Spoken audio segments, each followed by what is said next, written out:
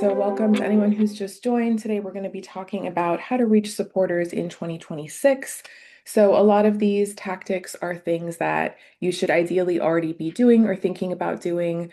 But if there's anything in here that we talk about today that you want to try and haven't yet, I want to encourage you to find a way to, dip your toe in the water and see if you can try out some new digital ad strategies, something on social media. So we'll go over a lot of different things sort of in the context of who you need to be reaching in the changing landscape of giving. So I'm Isa Hasty, Senior Manager of Product Positioning here at Feather. I will include my email in the chat at the end, so feel free to reach out to me if you have any questions about the webinar afterwards or just want to chat about anything that we covered today. So love to hear from people. All right, let me move this over here real quick. I've got the chat. Okay, cool. So just some quick agenda items. I will be sending out the deck and the recording tomorrow. So take a look in your email inbox for that tomorrow morning, and you will have the recording and the deck there. We're going to be talking about some changes in giving trends and the giving landscape in general. Talking about who you need to be reaching outside of just your loyal donors and those older generations or major donors that you might be highly dependent on. Hopefully, a lot of you are already thinking about reaching the next generations of donors and thinking about the sustainability of your organization. But that's a huge factor in just making sure that you are prepared for the future, prepared for even just the next 10 years. To make sure that you have funding for your organization long term. So we'll talk about what those sort of younger personas look like in terms of Gen Z, millennials, what platforms they're on, where you can reach them. And then we will be talking about specific tools and channels that you can reach those people on. And again, a lot of these things are things you might already be doing. I'll talk briefly about email marketing, and then I'll dive more specifically into some social media campaigns and some digital marketing, or sorry, digital advertising campaigns specifically that can be really helpful for finding people online, showing up where people are already spending their time. So you're more guaranteed to show up in front of them and kind of cut through all of the noise. And then I'll give some tips at the very end on strategy, budgeting, and some KPIs and benchmarks that you want to aim for when it comes to your advertising and social media efforts. So some of the challenges that nonprofits are facing today, none of this is really a surprise to anyone here. I'm sure outreach feels harder and harder because it is harder. Teams are stretched, attention is fragmented. It's hard to cut through the noise and actually get in front of people and get them to pay attention for even a second while they're scrolling. And then obviously leadership wants clearer proof of what's working and what's not working and what's actually paying off. And that's how you get the budget for things. And so I think a lot of the time when you're not using the right marketing tools or strategies, you're not able to track what's working and what's not, kind of throwing things at the wall, seeing what sticks. And that's not the best way to approach marketing, especially in a world where you need to be proving ROI down to the cent in order to get the tools that you need to continue to function. So you want to make sure that you're using the right platforms and tools to be able to prove what's working and what's not. Supporters are more selective with their time and attention. Obviously, a lot of you probably are working with like a solo marketer. Maybe you don't even have a marketing team or a dedicated person and you have somebody wearing multiple hats. We see that a lot.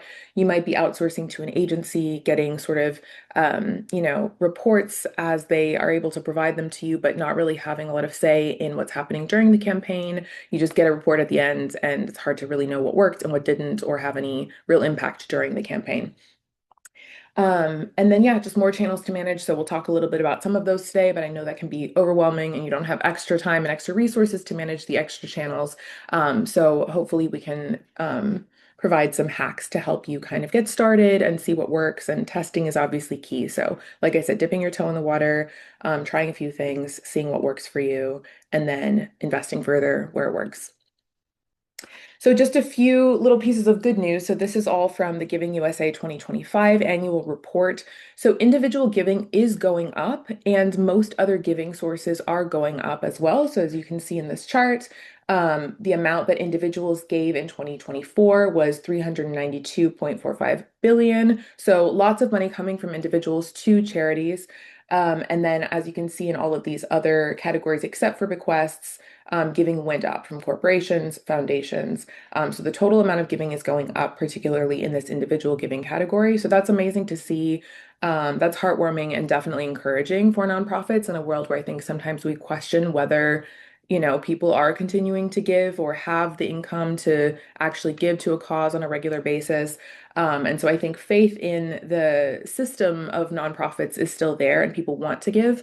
It's just a matter of making that sustainable and continuing to reach people who are already giving and people who haven't given yet, but are showing interest in causes like yours or have an affinity for something in your space and might be interested in participating. Maybe that's even volunteering, but getting in front of the right people is key, and you can do that with the right outreach.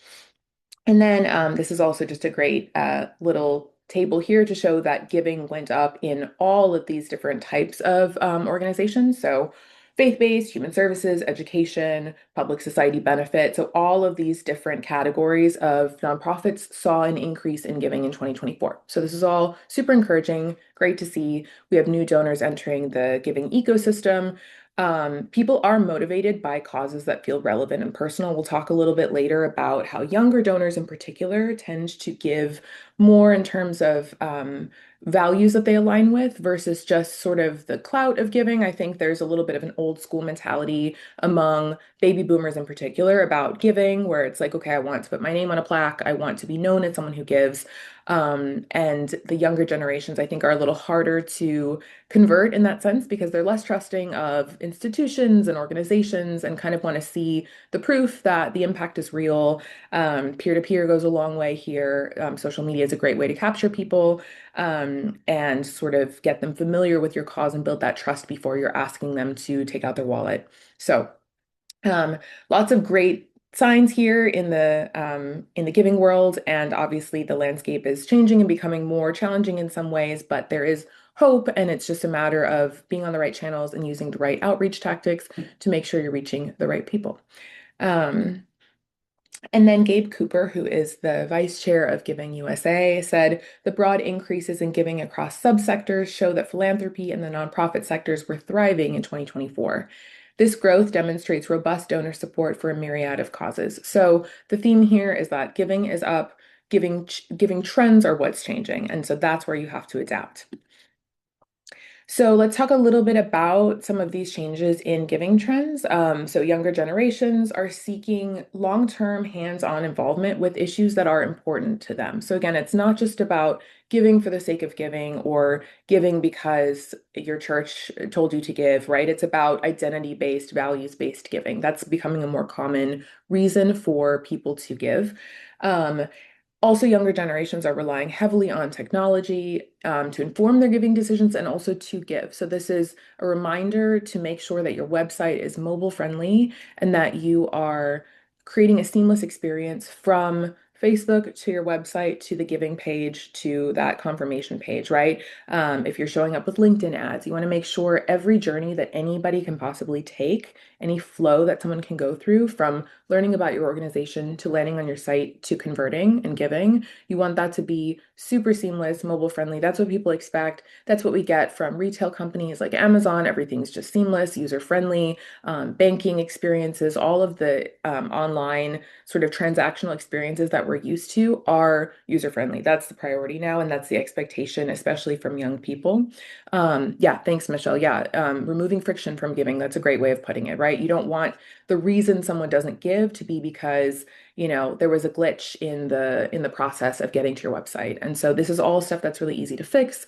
There's website accessibility checker tools that are free online that help you make sure that your website is accessible, that everything is good in terms of Google and SEO, and on the back end that your website is performing well so that there aren't going to be any hangups there, and that you're showing up in all the right places with ads on the right channels.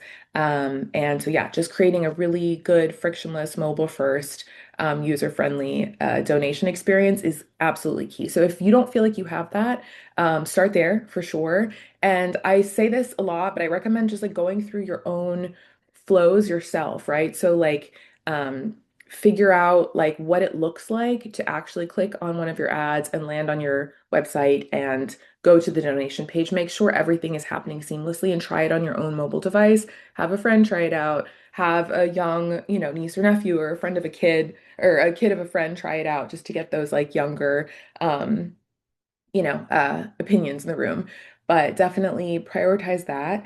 And like I said, investing time in younger people are investing time in looking for trustworthy and transparent nonprofits to support. So showing impact statements, showing dollar value statements. I'm sure a lot of you release impact reports. Those can go a long way. You can run ads that lead to your impact report. You can make it a little more fun and just show like highlights from a campaign that was successful, show beneficiaries if you're able to do that. Obviously, there's a lot of contingencies around privacy, but if you are a nonprofit that's able to show the impact of a donation campaign through imagery, do that in ads, do that in emails.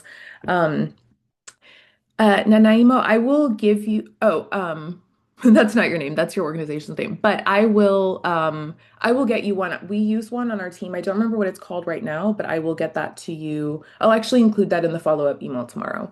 Um, I don't remember off the top of my head what it's called, but it's great. It's a free tool, and you can make sure that everything's good to go on your website. Um, okay, so when it comes to Gen Z and millennial donors, I'll break them down individually in just a second, but overall, you can kind of lump them together in terms of this sort of value-based way of thinking, a little less trusting in institutions in general than previous donors, previous generations, right? So you want to focus on they're more focused on supporting issues rather than giving to institutions or organizations. They consider themselves active social change agents, so that's a big thing you want to lean into. Even like look at your messaging and think about the words that you're using and your taglines on your website and your ads and see if you're actually speaking to these interests of these younger donors, or if the language might actually be a little outdated or might be kind of more appealing to an older generation of supporters. So there's definitely opportunities to kind of revisit even just the basic language that you're using. And a lot of the time that doesn't get updated regularly. You have your mission and your vision, and you kind of understand as an organization what you do. You've put that on your website and you kind of leave it up there and it sort of speaks for itself. But a lot of the time, we replicate that language everywhere in all of our marketing rather than adapting what we're saying in ads to different audiences. And so there's a lot of room to test ad copy and messaging in different places. And so testing messaging through ad copy variants is a great way to quickly see what's working. You can A/B test ads easily, A/B test subject lines in your emails. So just try out different messaging and try to lean into what you think that younger people are going to be most drawn to when it comes to your cause. They participate a lot more in crowdfunding, peer-to-peer. They're a lot more trusting of like a GoFundMe thing. I recently donated to a GoFundMe for a friend of mine whose cousin was in the hospital. So that's just a lot more, I think. It feels close to home. It feels like I know that there's a crisis happening or an issue. I trust it. I'm going to donate. And so you want to find a way as an organization to tap into that kind of familiar, community-based, kind of close to home feeling. And then they give through social media based on, social media based events hosted by influencers. So I will talk a little bit about influencer marketing for nonprofits later on, because there are some ways, I know that can sound impossible or inaccessible, but there are some ways that you can try to get started with that even on a small level. So focusing your efforts for these younger generations and in general looks like these three things. So evoking action through impactful storytelling. You can do that through, like I said, your messaging and your ads, imagery that you're using. Getting online, period. You want to make sure that everything's mobile friendly and that you're meeting people on all the websites where they're browsing, on all of the social media platforms that they're spending their time. People spend a lot of time on their mobile devices and a lot of time online every day. That's where you're going to reach them. You're not going to reach them with, flyers and billboards and even direct mail. If that stuff works for you, we're not saying to stop doing it, but I will have a few caveats at the end about some ways that you can improve those campaigns and those efforts to make sure you're tracking the results. But being online is key. And then exploring partnerships with other people and organizations to help expand your network and vouch for your impact. So again, building that community sort of trust and having sort of a connection with other organizations and other influencers and people in your space to make sure that you're building sort of a community where people feel included and people feel like they can trust something. There's that word of mouth um, marketing there serving you. So yeah, let's move on to these personas. So let's talk a little bit about the two different main groups that we're gonna focus on, which are millennials and Gen Z. So I included just a few sort of tidbits about millennials and how they spend time online. So millennials surpassed baby boomers as the largest generation in the US. So you can't ignore millennials and you can't ignore younger audiences in general. And so it's wonderful if you still have major donors that are really contributing and helping carry your cause. You want to keep them coming, but that's not a sustainable approach long term. And so you want to be online, make sure you're tailoring your messaging to include all of these audiences, especially the younger ones. So millennials are, like I said, the largest generation in the US today. Age ranges are 29 to 44. I'm sure a lot of people on this call are millennials. I'm sure we have some Gen X, some Gen Z, a mix, but I would venture to guess that the majority are maybe millennials. Probably a split between Gen X and millennials, but definitely just think about what, appeals to you. Like get creative with your messaging and with your positioning and think about what makes you want to give. Um, Millennials spend about 6.5 hours online every day. They use Facebook, Instagram, LinkedIn, Twitter. They prefer long form content like detailed videos and podcasts. I've gotten a little more into short form video and TikTok myself, but at the end of the day, I do love and trust like a YouTube breakdown. So I do think there's something to those slightly longer form content pieces when it comes to really telling your story, sharing impact in a longer form way than just 15 or 30 seconds, right? And millennials are also likely to convert through traditional online ads and social media marketing. So this sort of distinguishes them from Gen Z. They're a little more wary of traditional ads and they lean towards social media and that influencer marketing that we talked about. So Gen Z makes up 20.81% of the population, so close behind boomers. So they're the third largest. Age range is 13 to 28. So obviously the younger end of the range here is on the younger side when it comes to giving. Not necessarily volunteering. A lot of, middle and high school students are looking for opportunities to volunteer. Sometimes they're required to do it. But obviously, the majority of this age range is of, an adult age. They're maybe able to give, might be interested in your cause, might not have that disposable income to give that much yet. And so, more than anything, you just want to be growing awareness and getting visibility with these groups of people. They spend a lot of time online every day, 10.5 hours. They use Instagram, YouTube, Snapchat, and TikTok, twice as likely to purchase online as millennials. So, we'll talk a little bit more specifically about TikTok in a few minutes, but this is something that might be worth trying out. It can be hard to get a lot of conversions from TikTok. It's great for organic reach, but not always great for conversion. So you want to make sure you're keeping, expectations realistic when it comes to all of these different platforms, but trying things out if it makes sense for your organization. Um, okay. So when it comes to both of these groups, sometimes you don't have the capacity or the resources to be getting so segmented and targeting 3 or 4 different generations or groups of people. So you can think about both of these groups, Gen Z and millennials, as one group of younger donors to target, right? And so some easy ways to do that are just thinking about the fact that they care less about status and more about impact. So lead with impact, lead with real results. They're skeptical about institutions and partisan politics. So again, it's really more about just transparency, values, aligning values, identity, that kind of thing. And then they have less money than older generations, but they do place equal value on other assets.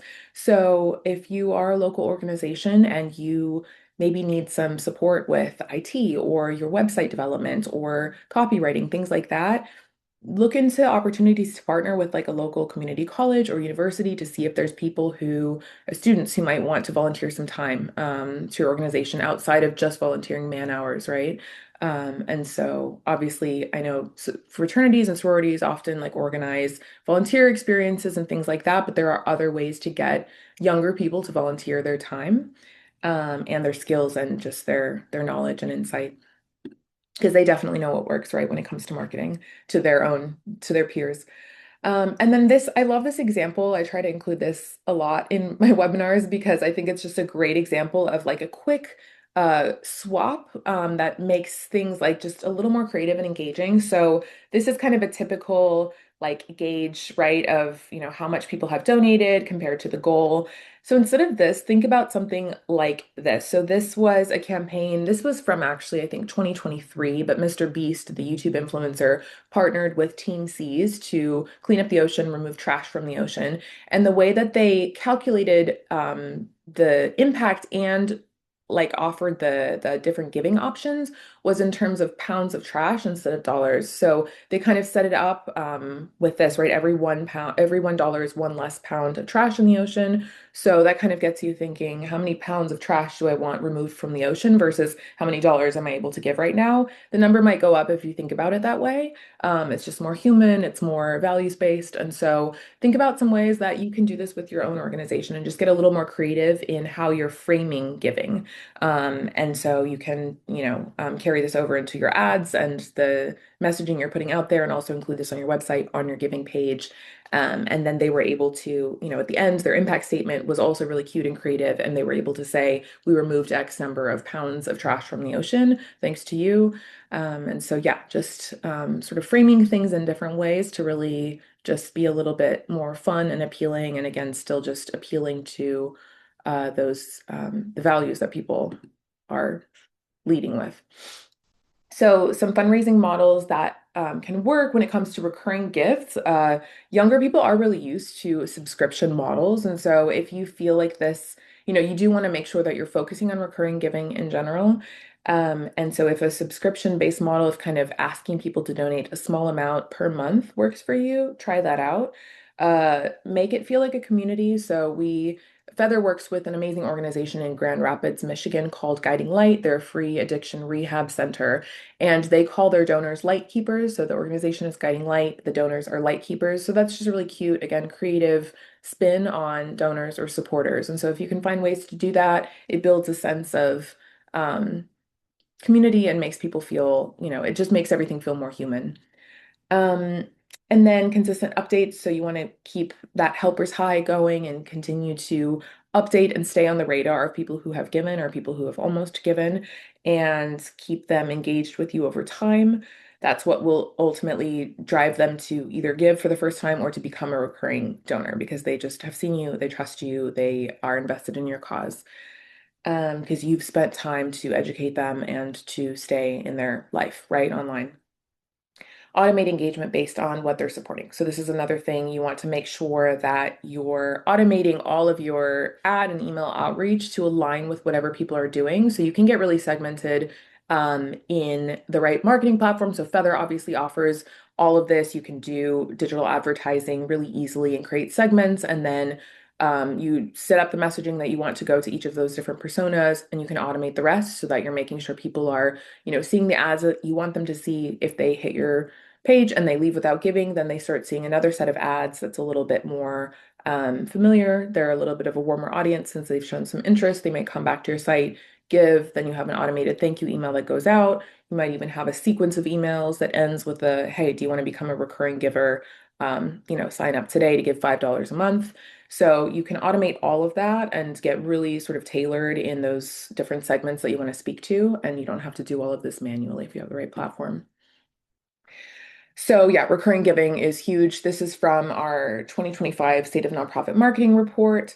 And we were able to see that, people don't, a lot of nonprofits are not really putting a whole lot of priority on recurring giving. And, it is a huge focus in the subscription economy. We want people to be giving in this way, just like they pay for other things. And so it is an option. I think you just have to make sure you're putting in the right effort to set up sequences, to stay on people's radar after they've given for the first time and try to pull them in that short window when they might still be interested. So don't let them slip away. Don't let them become a lapsed donor just because you didn't set up the right outreach after they gave, right?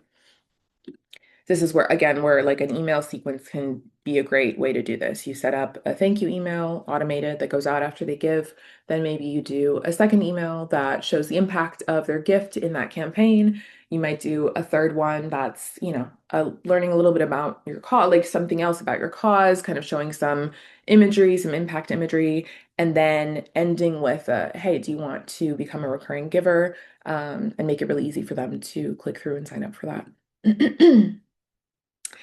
Um, I also saw a really cool end of year campaign last year where I don't remember which organization it was. It was one of Feather's customers, and they were offering a match gift. They were matching gifts for people who became recurring donors. So instead of just a general gift match campaign, they said if you become a recurring donor today, we will match your gift 3x or 2x. And so that was a really cool way to get people to just become a recurring giver in that moment where they're already feeling a little more charitable. It was the holidays, and then knowing that their gift would be doubled or tripled because they clicked this button instead of this one. They already know they want to give to this cause. So there's some great ways that you can do that. And it doesn't just have to be end of year. You could, if you have a gift match campaign coming up, you could offer it just to people who, are doing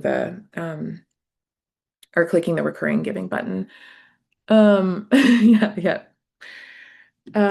Okay, so let's talk about the specific tools and channels that you can use to actually reach these new people and grow your audience. Um,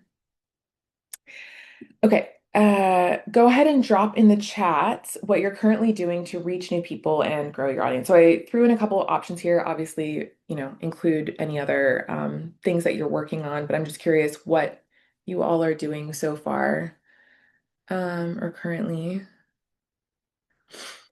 Um, Merlin, I love your name, by the way.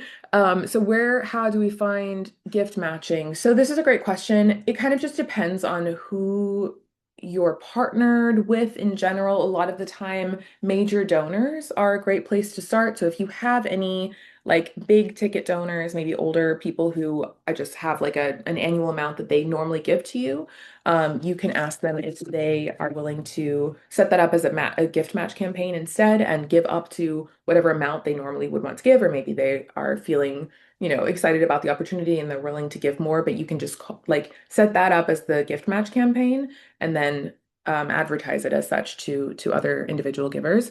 So I think that's one of the most common places to start is just existing donors who have a lot to give. Um, yeah, hopefully that's helpful. If anyone else has any ideas for what works for them, if anyone else in here has some great ways of like finding gift match campaign opportunities or in unexpected places, please share that because I think major existing donors are one of the bigger ones. Corporate donors, if you have a big, local company that you partner with or an organization that makes a big gift every year, you could set that up as the gift match campaign. So just kind of capitalizing on whatever big gifts are already coming in, and positioning that as a gift match campaign for other people to then get excited about and hopefully give more. And obviously you can put a cap on it. If you have a major donor who is only willing to give 4,000, then you cap it at that and you say we're matching up to 4,000.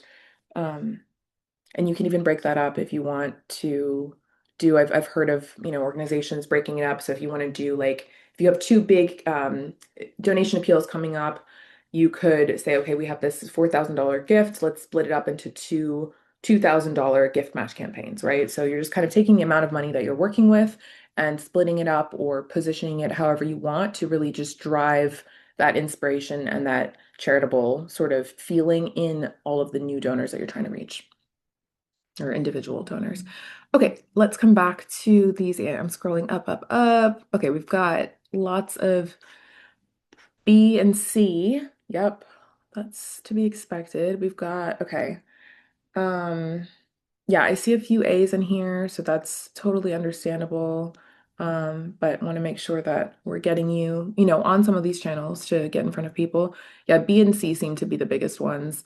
Newsletters, yep, that's a great way to stay in front of people on a regular basis, just provide value, build trust, and I think newsletters are one of the best ways to cultivate a community, actually. Um, uh, okay, cool. Actually, you know what? Speaking of newsletters, I meant to do this at the beginning, but Um, we have Feather has a weekly newsletter. I'm gonna launch a quick poll. I promise this is organic. Um, I totally meant to launch it at the beginning, but I just realized this is a great time to do it. So we have a weekly newsletter called the Good Marketing Brief. It goes out every Wednesday morning, and it's full of industry news, templates, helpful guides, and tips for nonprofits to just do better marketing. I think it's a really good like weekly resource, sort of source of truth. So yeah, I'm seeing a lot of people say yes. Great. So I will just get you subscribed to that if you hit yes, and you will start getting that next Wednesday in your inbox. But yeah, glad to see lots of people want to sign up for this. I think it's really helpful. We also include, events that Feather will be attending. If you're ever at any of those events, we'd love to see you. So definitely stop by and say hi. Um, okay, I'm going to read some of these specific answers. Audience sharing, we work with other news publications on investigations and have a marketing guideline to essentially share the love. Events, flyers, digital advertising, local partnerships with businesses and schools, churches, other family success centers, and canvassing. Wonderful. We have 900 plus volunteers annually and about 60 to 100 part-time college staffers annually. So we really try to empower them to spread the mission and embody the spirit of philanthropy that we hold here. Yep, word of mouth is honestly the best form of marketing. Okay. See a few other people who are not focused on this stuff much yet, just getting set up, new organization. Yeah, totally makes sense, Anna. Um, and then um it's such a good thanks, Imani. That's great, great feedback. Love to hear it about Good Marketing Brief. I saw a lot of people who said that they're already subscribed, so um okay, Merlin, you do a lot with local schools, reaching families. Oh, sorry, I already read that one. This is all great stuff. Okay. Cool. Is there a marketing conference or a few in 2026 that you're eager to attend and recommend other nonprofit marketers to attend? I know we are going to AFP Icon. I know that's a big one. We're going to Faith and Fundraising if there's any faith-based organizations in here. I believe that's in February. It's coming up pretty soon, but we will be there. Uh, Feel free, also, all of you, feel free to drop events in the chat if you're going to any conferences that you think would be useful for others in here to know about. So yeah, definitely. AFP Icon?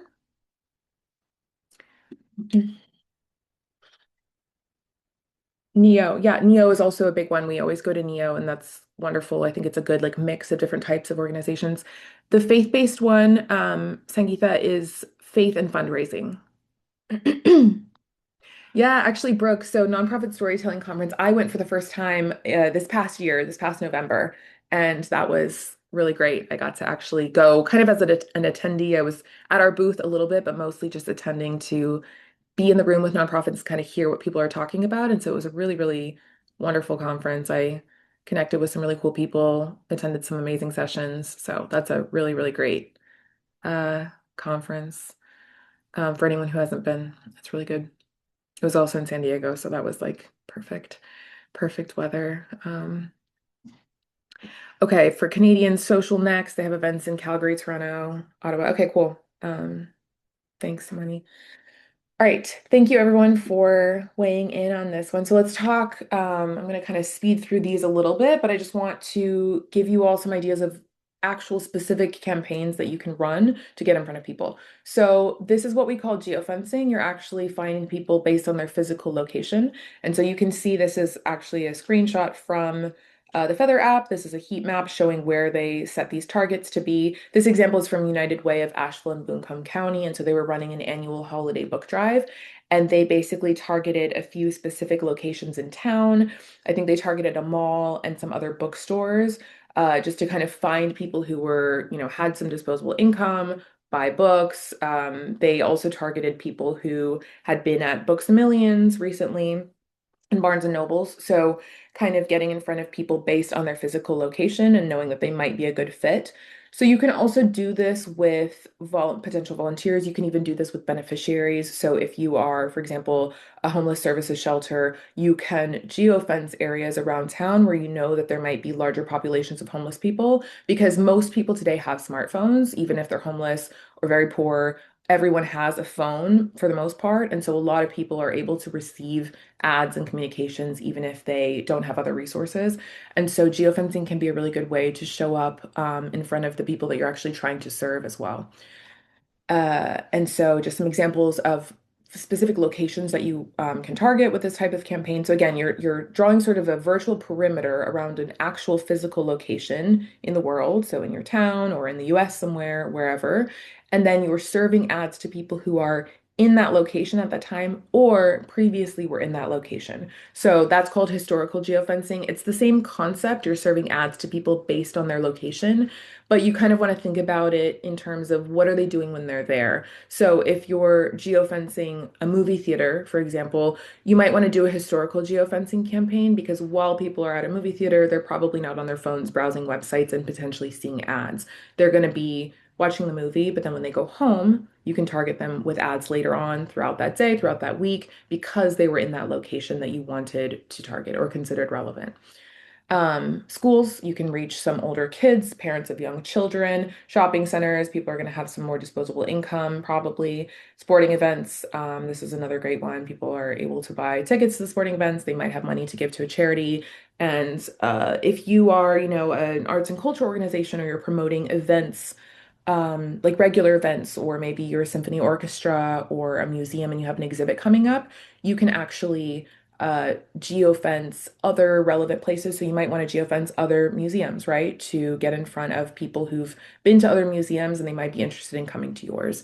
So just thinking about who you're trying to reach, where they're spending their time, and then drawing that sort of virtual perimeter around that location. So yeah, hopefully yeah, so basically, the way that this works is you're serving display ads. So display ads are the ads that populate when you're, browsing the web. Maybe you're looking at a recipe online and you see those little ads that show up on the side, the long, tall ones, the banner ads across the top, right? These are display ads. And so those populate dynamically for each individual user. And it's based on your website history, what you've shopped for, what you've searched for. All of these companies and organizations are trying to show up all the time in front of you through those ads, right? And so you, as an organization, as a nonprofit, want to be doing that as well with your potential donors, potential supporters, potential event attendees. You also want to be showing up in all those places and kind of vying for those spots. Um, and so with geofencing, and so there's lots of ways that you can show up in those ad slots. Geofencing is one way, and it's basically based on where somebody was, they will then see your ads. So if you say, hey, I am hosting a golf fundraiser in a couple of months. I want to get in front of local golfers who I know are going to be interested in my golfing event, right? And might come to my golf fundraiser, might donate money.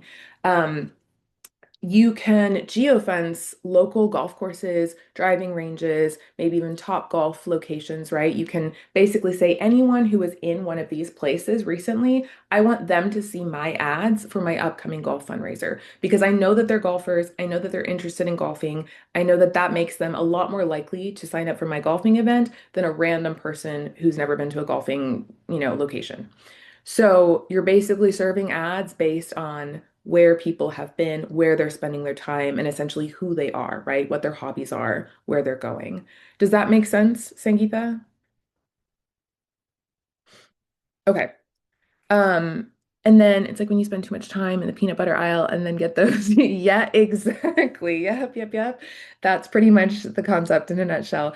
And then is it expensive? So this type of campaign is more expensive than cart abandonment, site retargeting, because it is more top of the funnel. You're reaching people who have not necessarily ever heard of your cause before. Some might have, but for the most part, these are net new people you're getting in front of. And you simply have to pay more for those top of funnel net new audiences that you're trying to get in front of for the first time. Once they come to your website, and you have them engaging with you and you have that first party data, right? You're able to track that they came to your website, they left, then you can start serving them ads using that first party data because they've actually visited your web property because you don't own the data that's on Facebook, LinkedIn, other websites, right? But if they come to your website, then you can start serving them more ads, getting more personalized, and those are a lot more cost effective because they've already heard of you and they're simply a warmer audience, and so they're more likely to convert. sooner, and you don't have to put as much budget behind that because it's a smaller audience. So with these top of funnel campaigns, you're really targeting a broader audience than the warmer bottom of funnel campaigns where you're getting in front of people who've been to your website a few times, they're warming up, they might be ready to donate or buy a ticket. These are just those broader campaigns where you're sort of putting feelers out to people who you think are interested. I feel like I'm beating a dead horse here, but hopefully that helped. Okay. Um, so you can also target people based on who they are. So demographic targeting, affinity targeting based on interests, values. So again, this is third-party data. You can do this in Feather at no additional cost. This is built into the platform. And so you're basically just putting a little bit of budget. You can just put a few $100s behind a campaign like this and get in front of tons of net new people who have never heard of your cause. But you can get as specific as I want to reach millennial moms in California who have given to children's organizations before, something like that. You can stack different interests, values, purchase behaviors, search history on top of each other to get very, very niche in terms of who you're reaching. And you're reaching people who meet those categories, but they're all new people. And you can get in front of them, show them as many ads as you want to. Ideally, they come to your site, or at least you are building that awareness. And then eventually, maybe you show up on Facebook, they click an ad on Facebook, come to your site, and um, are able to learn more.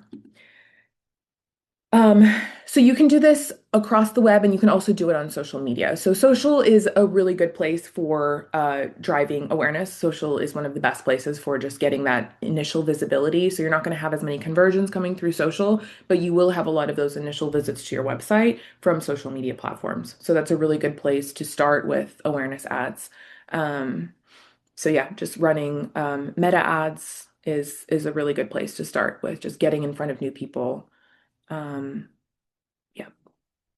Thoughts on podcast ads? I think, yeah, I mean, podcast ads, connected TV ads, these are all great. I think like my one piece of advice, if you have the means to do that and you feel like it's going to put you in front of the right audience, go for it for sure. Especially if, you're working with a specific podcast or influencer, that makes sense. I think the one thing is to uh yes, yeah. Basically, the goal is to drive people to your website and capture that data. You need to have a tracking pixel installed on your website, which is super easy to do. But once you have that tracking pixel installed, you're capturing all of the data about all of the people who are coming to your site, and then you can continue to serve ads.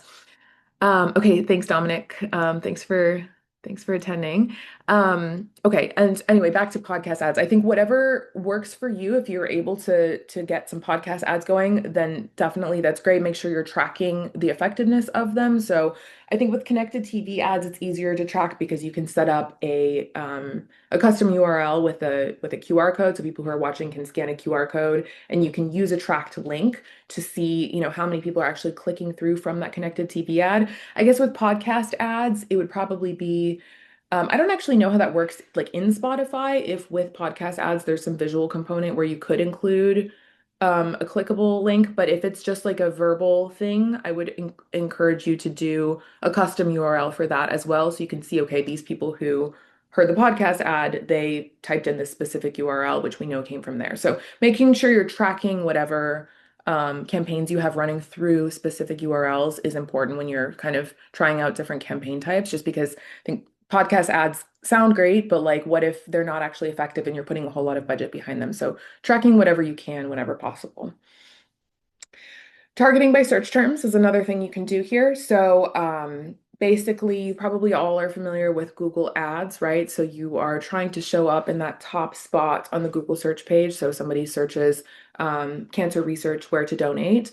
If you're using Google Ads, you will maybe show up under one of those sponsored search results at the top of the Google page, right? So someone might click on that, get to your page, learn more. Maybe they donate, maybe they don't.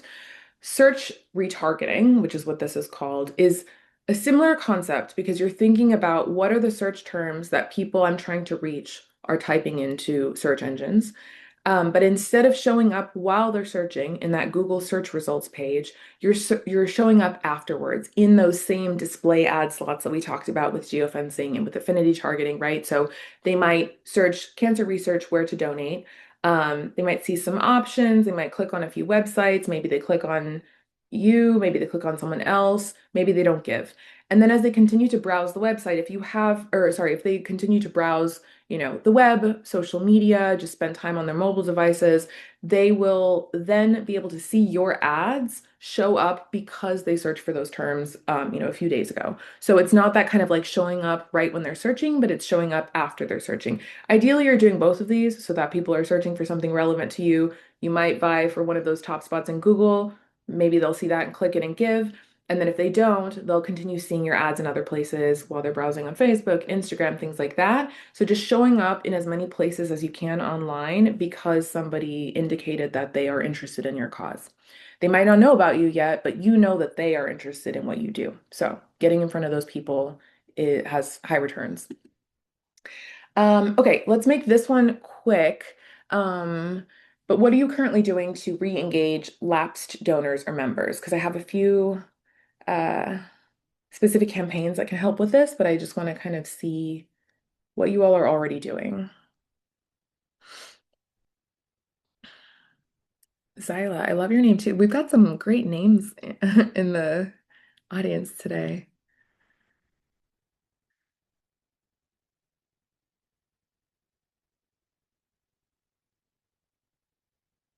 Okay.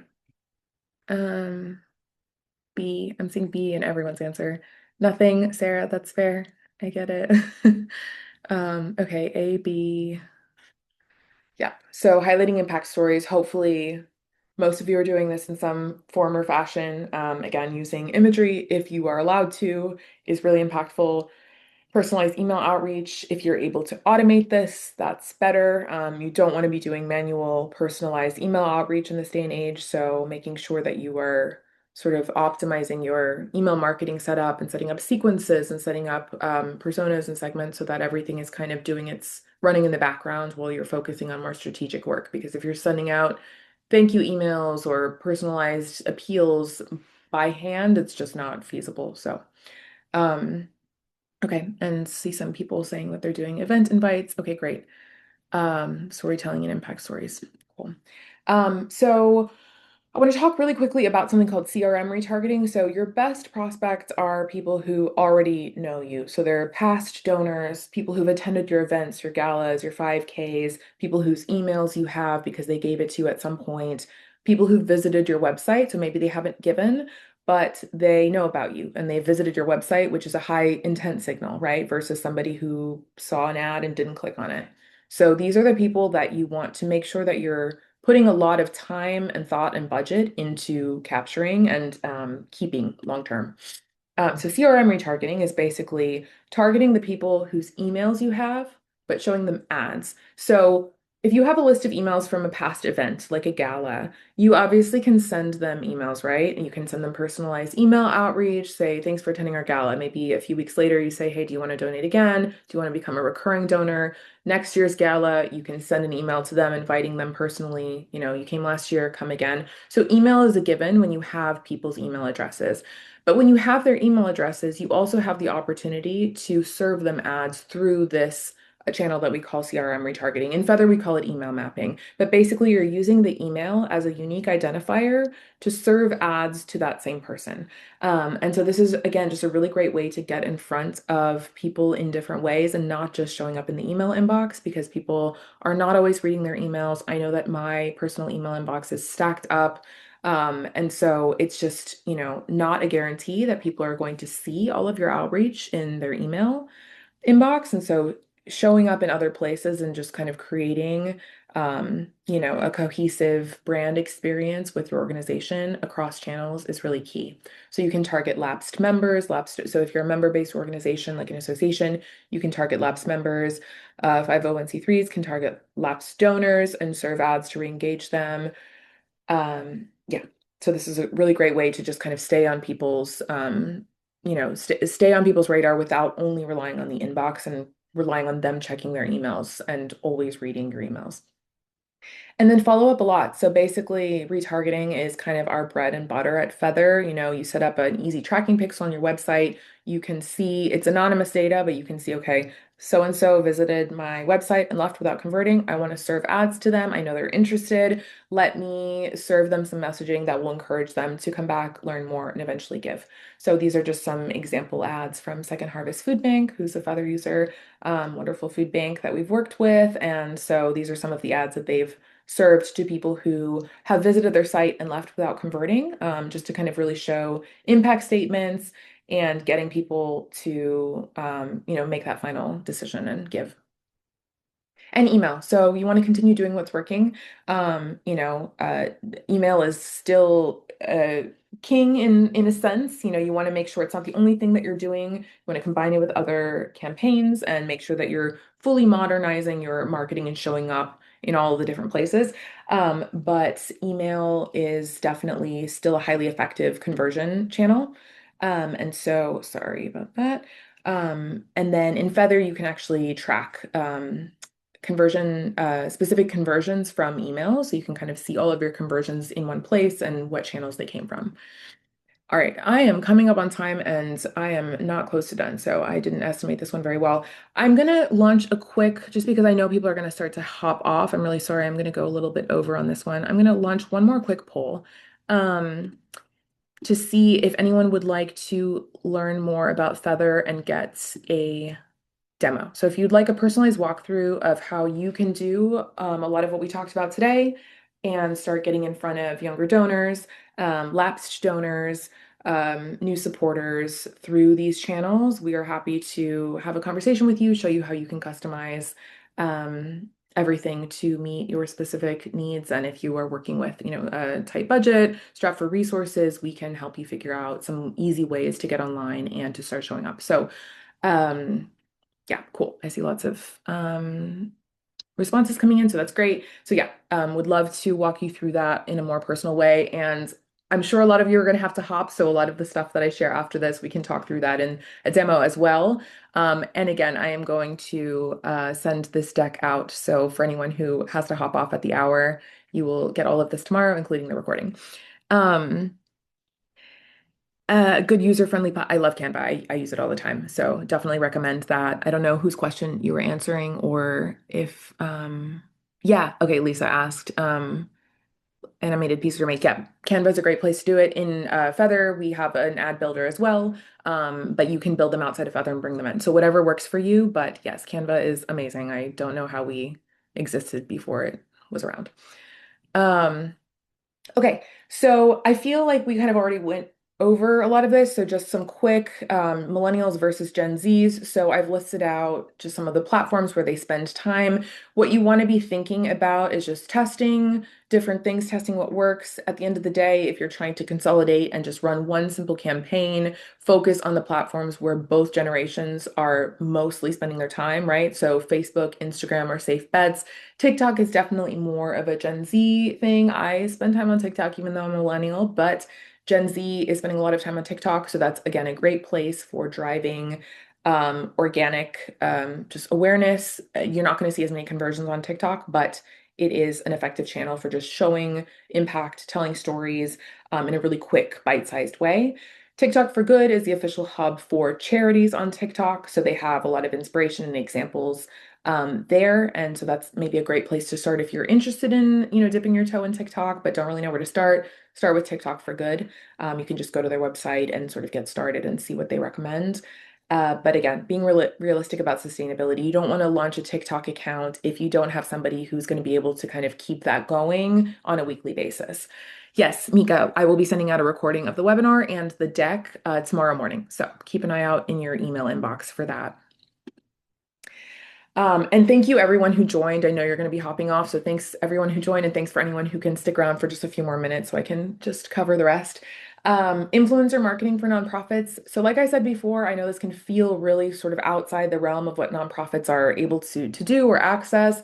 The key is starting small, and just being authentic. So trying to find maybe like local people that you could connect with, aiming for micro influencers. So these are people who have between 5,000 and 50,000 followers. So like not major influencers, but people who just have a loyal following and might have like aligned values with you. You know, you want to make sure that you're aligned in some way, the audiences overlap, and aligning with them or collaborating with them would put you in front of a relevant audience for your cause and would be mutually beneficial for both you and the influencer. Um, and then just some quick tips around strategy, budgets, and KPIs. So, social media algorithms prioritize friends, families, personal connections over businesses. So, it's always going to be hard to get the visibility you want as a business just through organic alone. So, doing some organic makes sense. Boosting some of those organic posts can be helpful, just to get a little bit more visibility that can double or triple your visibility when you boost and put a little bit of money behind the post. But ultimately, paid ads is the no-brainer for any business. And so this is going to be getting you, this is what's going to get you the best reach. You're going to have more choice in terms of how you're formatting your message, more flexibility, and just more autonomy in how you're showing up on the platform. And then some quick best practices for reaching younger generations on social media. Like I said, focus on the cusp. So this is 18 to 34. This is the cusp of Gen Z and millennials. They are spending time, both of those generations are largely spending time still on Instagram, YouTube, and Facebook. So these are kind of a safe bet in terms of places to start if you're trying to consolidate and reach both generations in just a few platforms. And then make your messaging clear, make it transparent, make it feel authentic. Okay, thanks to those of you who are hopping off and leaving comments. Thanks so much for joining. And then we've got just two more slides. So budgeting and KPIs for social media. So for Meta, you're going to see an average return on ad spend of 48 cents. And on TikTok, you're going to see an average return of 17 cents. So you might say, why would I do this if I'm getting less than the dollar back that I spent? But this is just because social media is a top of funnel approach. So you're not going to see the conversion levels that you see from email, from cart abandonment ads, from those really bottom of funnel, warmer audience campaigns. It's going to be, more competitive and more expensive to reach these people, but you have to reach them in the first place to get them into the fold. And then that's where you start to see the return, which we'll see on the next slide.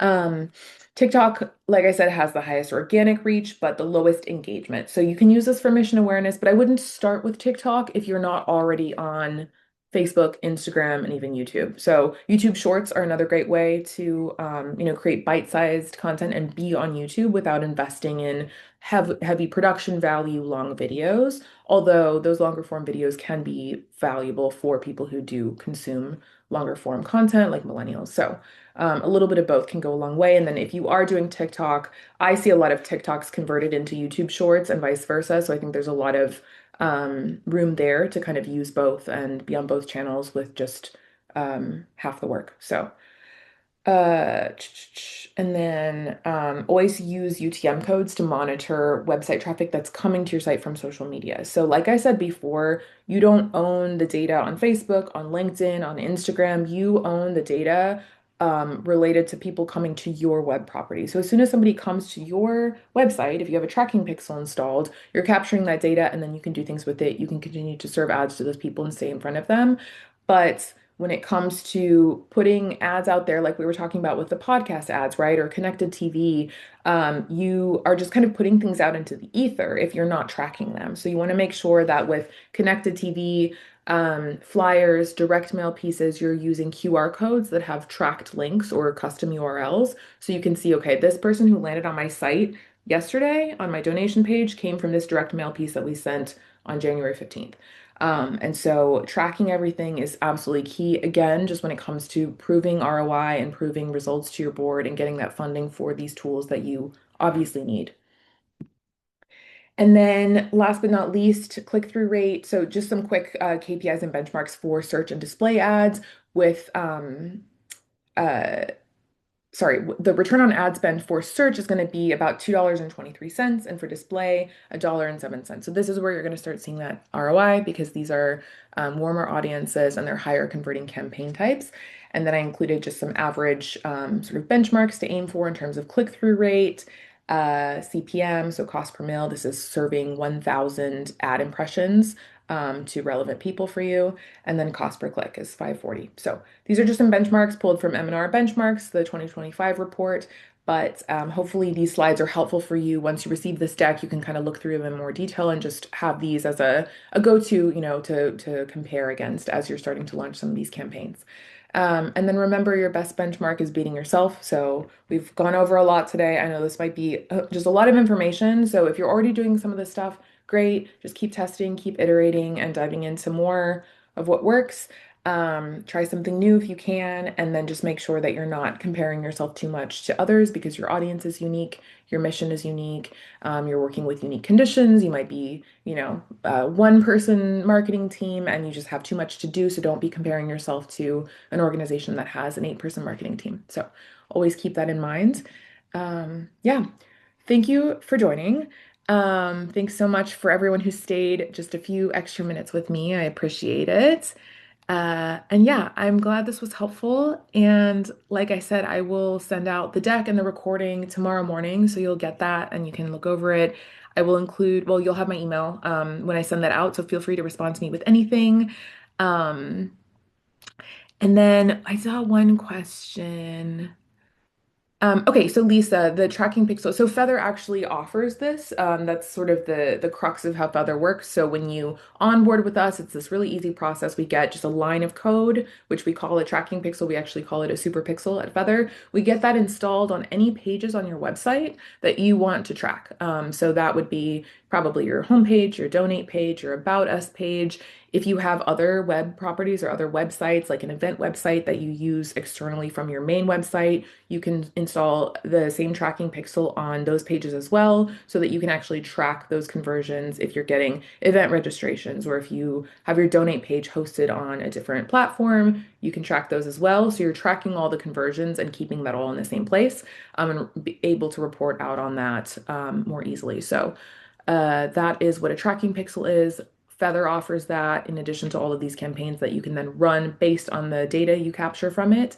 And yeah, but there's lots of marketing platforms out there that allow you to track website data, but it's something that you absolutely want to be doing. It's not something that you can skip anymore because that's your first party data that you own and it's your warmest people and those are the people that you want to be staying in front of and have access to. So okay, I am going to let you all go. But thank you all so much again for joining, and I will see you on the next one.